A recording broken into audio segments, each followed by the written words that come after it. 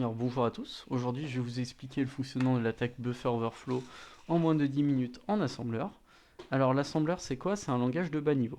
Un langage de bas niveau c'est quoi? C'est un langage qui communique directement avec les composants de l'ordinateur.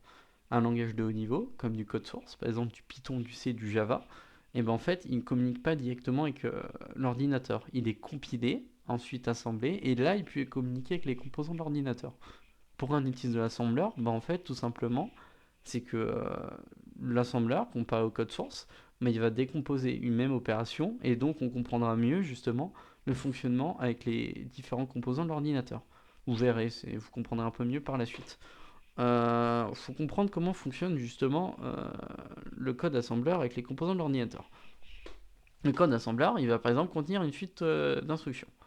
Par exemple, 4404. Lui, qu'est-ce qu'il va faire le processeur? Quand il va lire 4404, il saura que c'est une adresse de notre mémoire. Il va aller lire dans l'adresse de la mémoire. Alors je vous rappelle, une adresse c'est quoi? C'est un lieu où sont stockées des données. Chaque adresse est unique. Ça permet que quand lui on lui donne 4404, il sait où c'est et il n'y a qu'un seul endroit possible. Ok. Donc ça permet d'éviter justement qu'on associe différentes valeurs à différentes adresses et ça crée un problème. Imaginez, vous lui disiez 4404 à trois endroits différents, vous prenez quelles données? Bah là, c'est là le but des adresses justement, c'est que à chaque endroit, il n'y ait qu'une seule information possible à lire. Ok. Donc notre mémoire, elle va contenir des valeurs. Lui, il va aller lire ces valeurs à 4404. Ces valeurs, on appelle ça des données. Ces valeurs, on peut les lire, les écrire, les modifier. Ok. Ces valeurs qui sont nos données, c'est du coup le processeur et les microprocesseurs qui va les récupérer et qui va traduire ça en des instructions. Qu'est-ce qui différencie un processeur d'un microprocesseur? Je vais venir vite fait dessus, c'est important.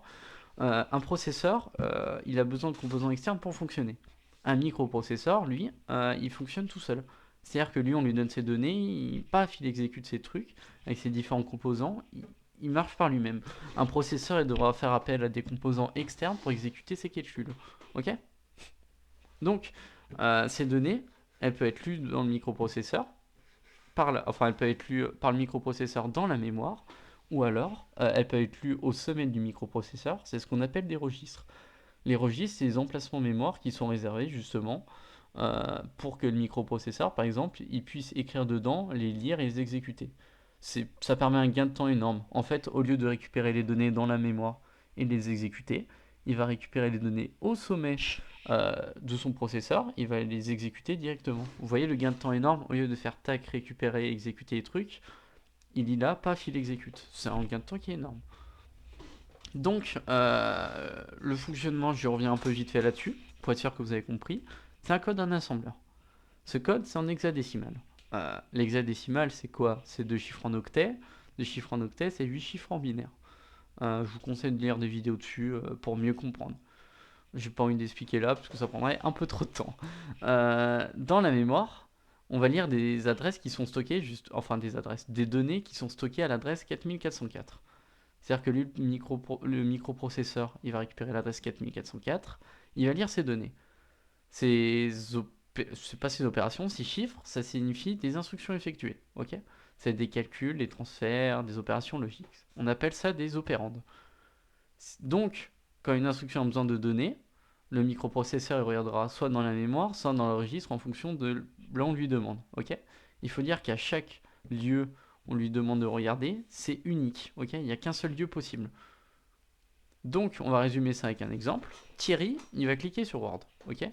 Il va lancer son programme. Ça va exécuter un code source. Ok. En Python, imaginons. Ok. Ce code source, c'est un langage de haut niveau. Donc, il ne peut pas directement communiquer avec les composants de l'ordinateur. Il doit être ce qu'on appelle compilé. Ça, en quelque sorte, traduit. En code assembleur, excusez-moi. Ce code assembleur, il est lui-même assemblé en code binaire.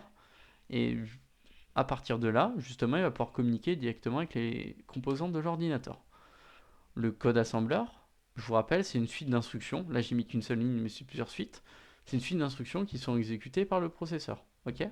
Le processeur, quand il va exécuter ces instructions, en fait, en quelque sorte, lui, d'abord, il va lire dans une première étape l'adresse qu'on lui demande. Par exemple, ça peut être une adresse dans la mémoire ou alors dans les registres du microprocesseur. Ok. Quand il va lire cette adresse, il va récupérer ce qu'on appelle des données. Une fois que ces données, même si c'est incompréhensible, 10, 12, 32, 15, ces données, une fois qu'elles sont récupérées, en fait, même si elles sont incompréhensibles pour nous, pour le microprocesseur, ça signifie des opérations exécutées. Ok? Ces opérations exécutées, on appelle ça des opérandes. Ces données, elles peuvent agir sur le code en assembleur, c'est-à-dire que une fois qu'il a exécuté ces données, il peut tac revenir là-dessus, ou alors, par exemple, ça peut aussi exécuter différents mécanismes de l'ordinateur. Par exemple, lorsque vous lancez Paint, et ben ça va influer sur l'écran. Et ben justement, c'est ce code en assembleur exécuté par le microprocesseur en piochant les données de la mémoire qui va permettre de lancer Paint. Et alors que ça s'affiche sur l'écran. Vous voyez ce que je veux dire? Tout est lié dans votre ordinateur. Ce simple mécanisme, ce simple microprocesseur vous permet de faire fonctionner l'ordinateur. Alors, là je me suis un peu perdu, mais c'était important de comprendre. On va vite fait comprendre le buffer overflow. C'est quoi le principe de l'attaque? C'est simple en fait. Je vous rappelle qu'on va lire des données dans la mémoire, ces données, ces opérations exécutées. Ok? Ou dans le registre aussi, on peut lire des données dans le registre. Ces différentes instructions qu'on exécutées, elles vont effectuer des opérations diverses sur l'ordinateur, comme je l'ai expliqué. Mais alors, qu'est-ce qui se passe si on modifie ces données? Et surtout, comment on pourrait le faire? Comment modifier les données? En fait, il faut comprendre qu'on a ce qu'on appelle dans notre mémoire des memory buffers. C'est-à-dire, à une variable, on a un emplacement de mémoire qui nous est réservé. Par exemple, ici, ce qu'on va écrire ici, dans notre mémoire, on a un emplacement qui lui est réservé. Qu'est-ce qui se passe en fait si on dépasse sur ces données? En fait, c'est tout simplement comme si vous aviez une gourde d'un litre et qu'on se pose la question, et ça fait quoi si on met 1,5 litre dans l'eau, dans la gourde, pardon? Et ce qui se passe, c'est qu'on va dépasser, excusez-moi, sur l'emplacement de la mémoire. Et c'est ça un peu le principe du buffer overflow. C'est que dans un espace mémoire qui nous est réservé, on écrive plus de données que ce qui nous est réservé, et résultat, en fait, on dépasse sur les autres, sur les autres données de la mémoire. Parce que la mémoire, elle stocke ces données côte à côte, et un simple emplacement de mémoire, en fait, si on dépasse dessus, on peut dépasser sur beaucoup d'emplacements de mémoire. Ça dépend comment est gérée notre mémoire, ça dépend des types de mémoire, mais c'est ça le principe du buffer overflow. C'est qu'on dépasse sur un emplacement de notre mémoire. Les risques de cette attaque, c'est simple en fait. En fait, il y en a il y en a énormément. Ça peut être exécution de programmes malveillants, contournement au principe de sécurité, élévation de privilèges, et j'en passe. Donc, on va faire un exemple pour comprendre ça. Puisque vous comprenez pas grand-chose, je pense, vous avez besoin d'un exemple. Imaginons, hop, juste ici, tac, tac, tac, tac. Ok, je vais faire un exemple très rapide, puisque je vois qu'il ne me reste pas beaucoup de temps pour expliquer ça. On nous demande de rentrer un mot de passe qui sera stocké à l'adresse 43C9. Ok? Sauf qu'à l'adresse juste au-dessus, 43FE, on va utiliser ce qui est stocké dans cette adresse, la valeur qui est stockée ici, pour faire un return. Qu'est-ce qui se passe en fait si on écrit plus de valeurs de mot de passe que ce qui nous est réservé? Reset. Par exemple, on va écrire en boucle. Alors, ici, c'est une copie de la mémoire.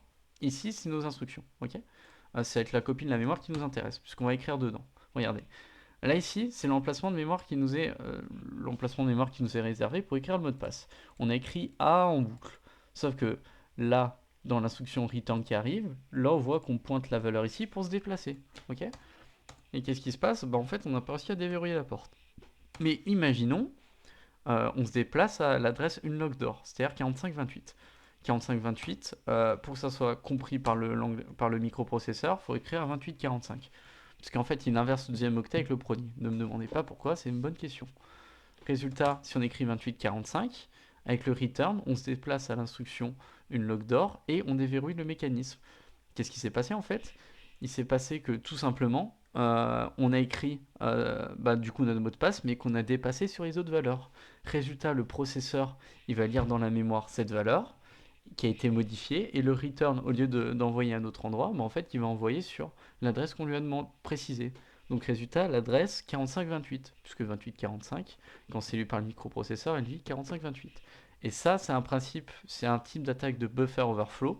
C'est que justement, en fait, on modifie les adresses de mémoire, enfin les données de la mémoire qui ne sont pas réservées pour influer sur le programme. Et ça, c'est un type d'attaque de buffer overflow. Voilà, voilà. J'espère que vous avez tout compris. Bonne soirée et à bientôt. J'ai quand même fait un autre exemple. Cet autre exemple, c'est que en quelque sorte, on va comparer, enfin le programme, pas nous. Le programme, il va comparer, regardez, juste ici. Alors je vous épargne le reste, parce que c'est un peu dur à comprendre.